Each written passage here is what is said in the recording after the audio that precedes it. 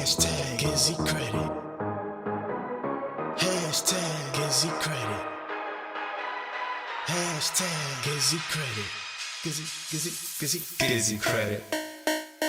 Anything you want, then you can get it. Don't get scammed, cause then you'll regret it. Hollywood You legend. no longer gotta look pathetic. Gizzy. Matter of fact, people who are on Facebook and on YouTube, if you could kindly just click on the like button, just like it.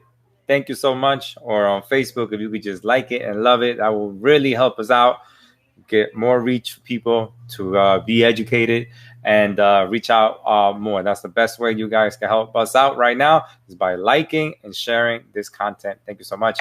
Let's get to the question, which was a political question because we were talking about politics. I got a question. Do you guys think Bernie Sanders' plan or some form of it will go into effect? Do you think people should hold off paying their loans? Bernie Sanders' plan as far as figuring out a way to admonish all the student loan debt, is that the question? Correct. Yeah, I think I talked about that at length. There's not a chance. Listen, again, Bernie Sanders is heavily loved by millennials, which goes back to exactly what I was talking about earlier, which is the fact that the reason why they say that is because there's so many millennials in our society now, right? And they're so different than previous generations in that they're very assertive.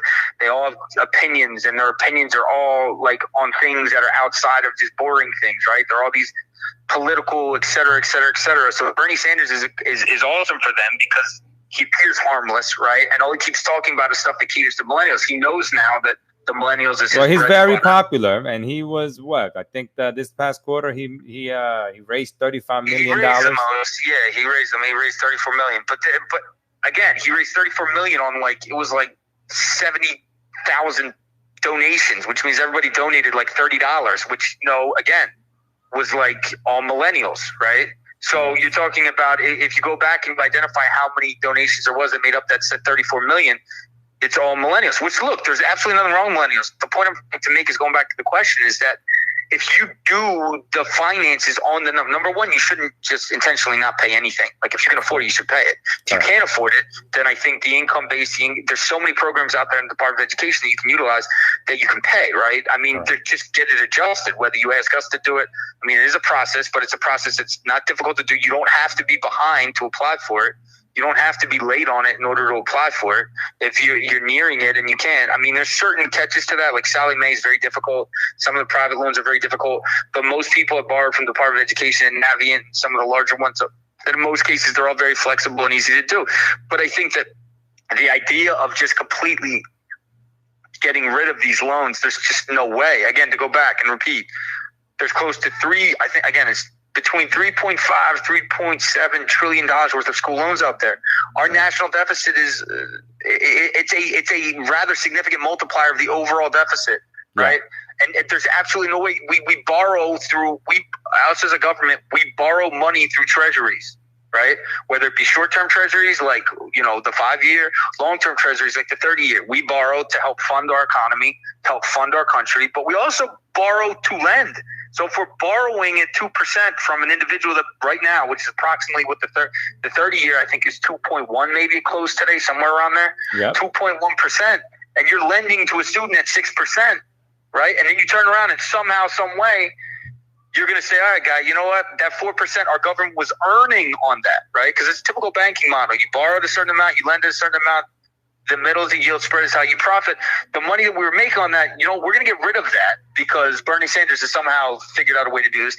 And we're going to forgive all these loans, and we're going to pay all the money that we borrowed, right, to fund these loans. We're just going to eat, which is $3.7 roughly trillion. And let's just give them the benefit of the doubt and say that they borrowed it at 2%. I mean, do the math on that. Imagine if interest rates start going up too. I mean, it would be crazy. It would be absurd. There'd be no way. There's no financial engineering that you could ask anybody. If you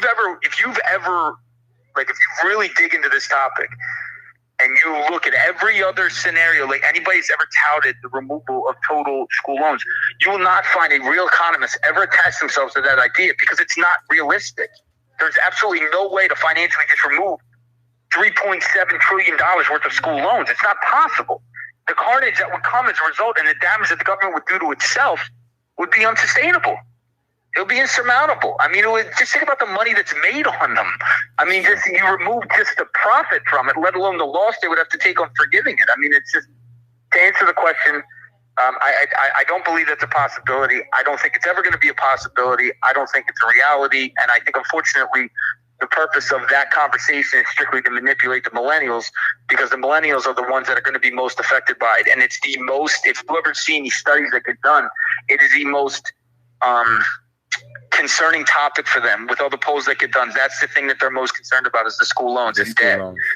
Yeah, exactly. So he knows exactly what he's playing to and the audience he's playing to. Don't get scammed. What you need is just a change of plans.